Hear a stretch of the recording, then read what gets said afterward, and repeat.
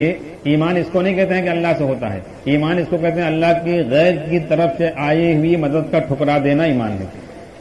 ہاں، جیسے لڑکا کہتا ہے کہ ابا سے پیسے لیں گے اور ابا پیچھے پڑا ہے، ابا کہنا کہ بھائی ابھی رکے رہو، دے دبا ٹال مٹول کر رہے ہیں، نہیں کر رہے ہیں، انکار نہیں کر رہے ہیں، اور بیچ میں کوئی ان کا ملنے والا آ گیا، اس نے سن لیا ذرا سے چپے سے کہ یہ لڑکا پیسے مانگ رہا ابا سے، تو 10 روپے مانگ رہا تھا، اس نے 50 کروڑ نکالی، اگر وہ لڑکا اس وقت نہ لے ان کے دوست لگے نہیں ہم نہیں لیں گے، چھپا لے، تو ابا پھر اگر اس کے 10 روپے کی ضرورت ہے تو 1000 بھی دے دیں گے اس کو کہ یہ لڑکا ہماری لاج رکھ لیتا ہے، اور اگر لے مہمان سے چلائیں گے وہ کٹیا کریں گے، یاد کرے گا کہ لے ہو پیسہ مہمان سے مانگے ہو پیسے سب کے سامنے مانگو کیا بتائیے۔ ہاں، تو حضرت فرما رہے تھے کہ میں پریشان حال بیٹھا ہوا تھا، کرتا پھٹا ہوا تھا، اور وہ ایک دم آ کر بیٹھ گیا، اس نے کہا کتنا قرضہ ہے؟ حضرت نے کہا، میں نے اسے دیکھا، میں نے غصے میں کہا کہ پتہ نہیں کتنا ہے، تو اس نے حضرت نے کہا کیوں آئے ہو؟ کہا قرضہ ادا کرنے آیا ہوں، 20,000 روپے تو ابھی لے کر آیا ہوں۔ اب اندازہ لگا 1944 کے 20,000، جو اس میں پرانے آدمی بیٹھے ہوں جانتے ہوں گے 1944 میں 1000 روپے کی قیمت کیا تھی اور 100 روپے کی قیمت کیا تھی۔ ہاں، 1944 میں 20,000 روپے کی تو کم سے کم 100 بیگھہ زمین مل جاتی۔ ہاں، تو حضرت نے کہا کہ دیکھو اس کام کا اصول جو حضرت نے بنایا ہے کہ جو آدمی جان لگا تھا اس کا مال لیا جاتا ہے، تم نے جان نہیں لگائی، حضرت کے زمانے میں بھی تمہارا مال نہیں لیں گے، چلا گیا اٹھ کے۔ حضرت نے یہاں فرمایا کہ اگر میں جھوٹ بھی اسے کہہ دیتا کہ تبلیغ میں وقت لگاؤ اور وہ ہاں کر دیتا، میں پھسل جاتا، میں ارادہ کرا لیتے کہ بھیا ٹھیک ہے چلو ارادہ کرو نکل جاؤ وقت لگاؤ، تو وہ ہاں کر دیتا، میں پھسل جاتا۔ حضرت نے کہا میں نے بگا دیا اس کو، چلا گیا۔ اب جو ان کے ساتھی تھے انہوں نے پیسے جمع کیے، یہ دیکھو پہلے ساتھی جو وقت لگاتے تھے حضرت کے ساتھ میں رہتے تھے، ہمارے جیسے نہیں تھے، وہ بغیڑو قسم کے آدمی، حضرت کے ساتھی تھے وہ۔ ہاں، ہر وقت ساتھ میں رہتے تھے، اعلیٰ قربانی والے تھے، اعلیٰ ایمان والے تھے۔ انہوں نے اپنے اپنے پاس سے پیسے جمع کیے، کچھ حضرت کو پتا چل گیا کہ ان لوگوں نے پیسے جمع کیا، کچھ پیسے میں فرما دیا تو میں پہنچ کے دھڑا دے۔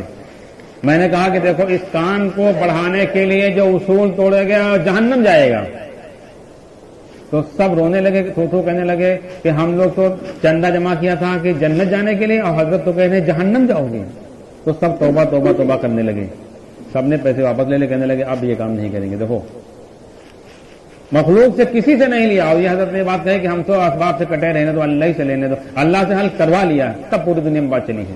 اگر اپنا مسئلہ نہ حل کرواتے، اپنا مسئلہ ٹھیکیدار سے حل کرا دیتے، اپنا مسئلہ اپنے ساتھیوں سے حل کراتے، پوری امت کس پر لا پاتے ہیں؟ چاہے اتنا اچھا بیان کر لیتے ہوں، چاہے تو ایمان کی بات بول لیں تو خالی بولنے تھوڑے چلتا ہے۔ ہاں، جو آدمی خالی جانتا ہو کہ موٹر ایسے بنتا ہو اور اس کا موٹر کا کنیکشن نہ جوڑ پاتا ہو، تار نہ بھر پاتا ہو، وہ بنا پائے؟ دوسرے سکھلا پائے گا؟ بتاؤ۔ جو آدمی یہ نہ جانتا ہو کہ کٹنگ کیسے کی جاتی، دوسرے کو سکھلا پائے گا؟ جو آدمی یہ نہ جانتا ہو کہ بریانی کیسے بنتی، دوسرے کو سکھلا پائے گا؟ حضرت نے نماز سے اپنے مسئلے حل کرائے ہیں اور مخلوق کو لات ماری ہے، ٹھوکر مارا ہے، پھر اپنا مسئلہ حل کرایا، تب جا کے پوری دنیا میں بات چلی ہے۔ اور ایک حاجی صاحب تھے، وہ حضرت کے پاس 50,000 روپے لے کے ایک دن آئے، حضرت کو دیا، حضرت نے کہا کہ دیکھو اس کی ضرورت نہیں ہے، پیسے سے کام نہیں چلتا، اتنا سمجھ رہے کام اللہ چلا رہا ہے، اور اس سے تم یہ سمجھو کہ تمہاری زندگی بن جاوے گی، اس لیے پہلے وقت لگاؤ، ایمان سیکھو پہلے، پیسے کی ضرورت نہیں ہے، ہم پیسے نہیں مانگتے ہیں، سیدھی بات، پیسے لے جاؤ اپنے، واپس کر دیے۔ مولانا زکریا صاحب انہوں نے کہا ہم کو دے دو، ہم اس کو ایسے کام میں لگائیں گے قیامت تک آپ کو ثواب ملے گا۔ تو اس نے حاجی صاحب نے کہا ہم آپ کو دینے نہیں آئے تھے، ہم تو مولانا کو دینے آئے تھے، اور نہیں لے رہے، ہم تم جا رہے ہیں، وہ چلے گئے حاجی صاحب۔ مولانا افتتاح کے بعد مولانا زکریا صاحب کو انہوں نے سمجھایا، کیونکہ ان کے سسر تھے، بڑے تھے، انہوں نے کہا کہ دیکھو آپ کو لے لینا چاہیے، کیونکہ یہ اللہ کی طرف سے ہے، حدیث میں بغیر مانگے جو چیز ملے اس کو لے لیا کرو، اور نہیں ملو گے تو مانگنے پر بھی نہیں ملے گا، یہ حدیث میں ہے۔ تو مولانا افتتاح نے کہا کہ آپ نے اتنے پڑھا، اس کے آگے نہیں پڑھا ہے، کیونکہ حدیث میں اس کے آگے اللہ نے فرمایا ہے کہ کلئی کے چونے کے پہاڑ میں چلے جاؤ، روزی کا ہمارے نظام سے آتی ہے، وہاں روزی پہنچ کر رہے گی۔ چونے کے پہاڑ میں، کلئی کے پہاڑ میں پہنچ جاؤ، دو چیزیں ہیں، موت اور روزی، وہاں پہنچ کر رہے گی، اس لیے پہنچے گی وہاں، اور دیکھ لینا یہ ہمارے مقدر کی پھر آئے گی۔ تو 3 دن کے بعد حاجی صاحب پھر آئے، اب حضرت سے کہا کہ حضرت ہم آئے ہیں پوری زندگی کے لیے آئے، چاہے جہاں بھیج دو، دنیا کے چاہے جس ملک میں بھیج دو، ہندوستان کے کسی کونے میں بھیج دو، اور واپس نہیں جائیں گے، جب گھر کہو گے تو جائیں گے، نہیں کہو گے نہیں جائیں گے، اتنے دن کے لیے ہم نوکر کو بھی لائے ہیں، اور پیسہ تو آپ تو لے ہو، آپ لائیں 50,000 روپے لینا پڑے گا آپ کو، کیونکہ آپ نے وقت مانگا تھا، پوری زندگی لے کر آئے، پیسہ بھی لینا پڑے گا آپ کو۔ دیکھو پہلے یہ ہے ایمان نا، اس ایمان پر لانے کی محنت ہے۔ اگر ایسے مولانا صاحب فرماتے تھے ایسے 20 آدمی بھی بن جاویں، 10-20 بھی ہو جاویں، پوری دنیا جھک جاوے گی، ایسے تھوڑے بن جاویں پوری دنیا جھکے گی۔ ہاں، کیا سمجھ رہے ہو ایمان والے کو؟ تو معمولی سمجھتے ہو، ہندوستان کا صرف 80 آئٹم بم ہے، ایک آدمی نے بنایا ہے، پورا ہندوستان فخر کر رہا ہے کہ نہیں کر رہا ہے؟ پورا ہندوستان چیلنج کر رہا ہے کہ دنیا والوں کو کہ نہیں کر رہا ہے؟ پوری 25 لاکھ کی فوج سب کو چیلنج کر رہا ہے کہ نہیں کر رہے؟ 80 آئٹم بم تو ہیں، پورے دنیا کو چیلنج کر رہے ہیں. سوچو، اور اگر 80 مسلمان ایسے بن جائیں ایٹم بم سے تو کچھ نہیں ہوتا، مار بھی نہیں سکتے اللہ نہ چاہے. روم ملک الملک نکال دے، ان کو اتنا اس پر فخر ہے. اندازہ لگاؤ 80 اگر ایسے اللہ والے بن جائیں پوری دنیا کے لیے کافی ہیں.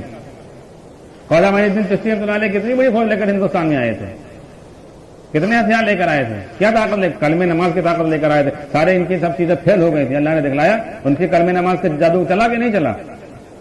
تو ایسا بنانے کی محنت ہو رہی ہے. اس لیے مولانا اسلام فرماتے تھے کام نہیں شروع ہوا ہے، کام کرنے کے لیے آدمی تیار کیے جا رہے ہیں. جس دن ایسا ایمان والے بن جائیں گے اس دن کام شروع کیا جائے گا.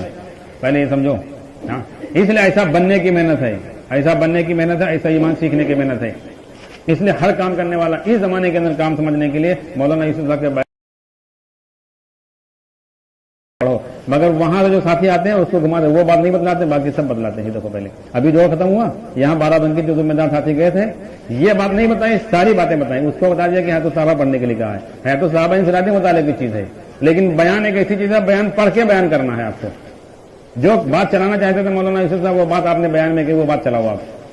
اور حیات الصحابہ انفرادی چیز ہے، اس کے صحابہ کی زندگی ملاؤ اپنی کی. ایسے اپنے ہمارے اخلاق، ایسے معاملات، ایسے ہماری نماز، ایسی ہماری دعا، ایسے ہماری چیزیں ہونا چاہیے. اس لیے یہ سمجھو کہ ہم اللہ کے راستے نکالے گئے ہیں ایسا بننے کے لیے. اب کیسے بنیں گے ہم؟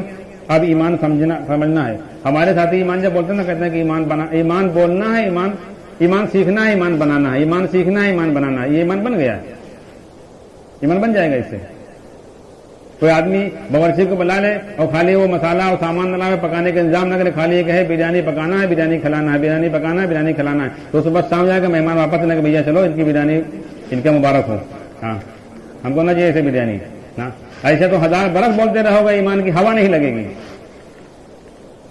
ایمان بنانے کے لیے ڈنکے کی چوٹ پر کائنات کی ساری شکلوں کی تردید کرنی پڑے گی، انکار کرنے پڑے گا. جس کے بولنے کی ہمت نہیں ہے وہ کیا ایمان سمجھ پائے گا؟